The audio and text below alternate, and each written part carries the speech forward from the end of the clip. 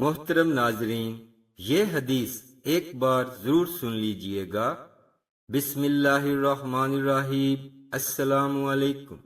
سیدہ ام ہانی رضی اللہ عنہا، جو کہ حضرت علی رضی اللہ عنہ کی بہن ہیں، ان سے مروی ہے کہ ایک مرتبہ نبی کریم صلی اللہ علیہ وآلہ وسلم میرے پاس سے گزرے تو میں نے عرض کیا، یا رسول اللہ، میں بہت ضعیف ہو چکی ہوں، بوڑھی اور کمزور ہو گئی ہوں۔ اب مجھ میں اتنی جان نہیں ہے کہ میں لمبے لمبے وظائف کر سکوں، لمبی لمبی عبادات کر سکوں۔ یا رسول اللہ، مجھے کوئی ایسا عمل بتا دیجئے پڑھنے کے لیے کہ میں اس کو پڑھوں اور اس کا اجر میری تمام تر لمبی لمبی عبادات سے بھی زیادہ ہو، یا اس کے برابر ہو جو میں بیٹھے بیٹھے کر لیا کروں۔ اور پھر نبی کریم صلی اللہ علیہ وآلہ وسلم نے مولا علی رضی اللہ عنہ کی بہن کو جو وظیفہ دیا ہے، میں سمجھتا ہوں کہ اس سے زیادہ طاقتور وظیفہ حدیث کی کسی بھی کتاب میں نہیں ملتا ہے۔ آپ کو یہ ضرور سننا چاہیے۔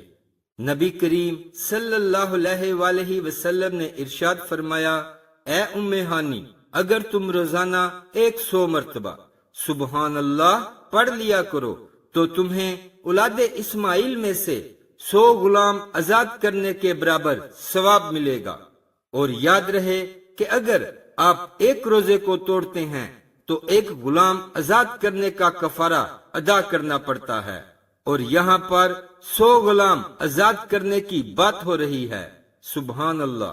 پھر نبی کریم صلی اللہ علیہ وآلہ وسلم فرمانے لگے، اے ام ہانی، اگر تم 100 مرتبہ ہر روز الحمدللہ پڑھ لیا کرو تو تمہیں اللہ کے راستے میں زین کسے ہوئے اور لگام ڈالے ہوئے 100 گھوڑوں پر مجاہدین کو سوار کرنے کے برابر ثواب ملے گا۔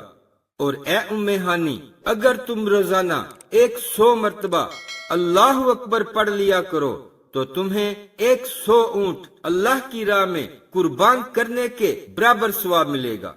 نبی کریم صلی اللہ علیہ وآلہ وسلم ارشاد فرمانے لگے، اے ام ہانی، اگر تم ہر روز 100 مرتبہ لا الہ الا اللہ پڑھ لیا کرو تو یہ زمین اور آسمان کے درمیان جتنا بھی فاصلہ ہے اس کو ثواب سے بھر دے گا۔ سبحان اللہ۔ اتنا مضبوط وظیفہ، اتنا طاقتور وظیفہ ہے جو احادیث سے ثابت ہے، کہیں نہیں ملے گا آپ کو۔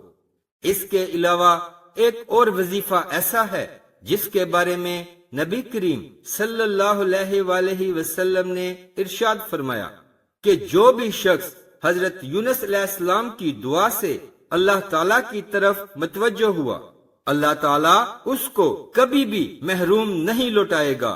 لا الہ الا انت سبحانک انی کنت من الظالمین، جس کا ترجمہ یہ ہے، تیرے سوا کوئی الہ نہیں، تو ہر خطا سے پاک ہے، میں ظالموں میں سے ہوں۔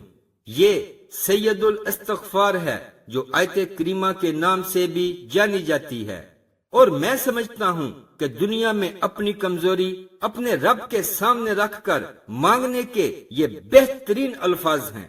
اگر آپ اس کے ترجمے پر غور کریں تو اس کا ترجمہ ہے، اے اللہ، تیرے سوا تو کوئی معبود نہیں، تو تو پاک ہے، تو تو غلطی نہیں کرے گا، میں تو غلطی کر بیٹھتا ہوں، میں تو انسان ہوں، ظالموں میں سے ہوں، اے میرے رب مجھے معاف فرما دے۔ اور پھر اس کے بارے میں نبی کریم صلی اللہ علیہ وآلہ وسلم نے ارشاد فرمایا، جب اللہ کے نبی یونس علیہ السلام نے یہ دعا پڑھی کہ ایک شخص جس پر اللہ تعالیٰ کا غصہ ایسا ہے کہ اللہ تعالیٰ نے سورہ صفات میں ارشاد فرمایا، بس اگر یہ پاکی بیان کرنے والوں میں سے نہ ہوتے تو لوگوں کے اٹھائے جانے کے دن تک اس کے پیٹ میں ہی رہتے، یعنی اتنے شدید غصے میں بھی اللہ تعالیٰ نے ان کی اس دعا کو اتنا پسند فرمایا کہ اللہ تعالیٰ نے ان کو مچھلی کے پیٹ سے آزاد کر دیا۔ لا الہ الا انت سبحانک انی کنت من الظالمین۔